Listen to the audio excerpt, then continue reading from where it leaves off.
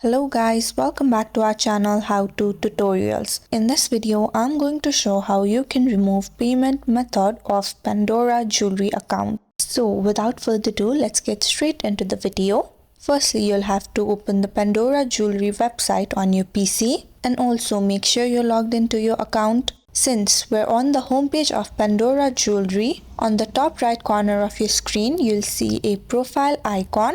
If you click on it, you'll see these options. Now you'll have to click the cards option, and with that you'll be directed to your payments page. Since Pandora accepts payment with cards like Visa, MasterCard, Maestro and PayPal, it also allows its users to split payments between one of the accepted credit or debit cards and a Pandora gift card. If you have saved any payment methods, it is going to appear on this page. Since I haven't saved any payment methods, it shows that there are no saved cards, but in case of the saved payments, it is going to be listed under the cards section, and all you'll have to do is click on the card.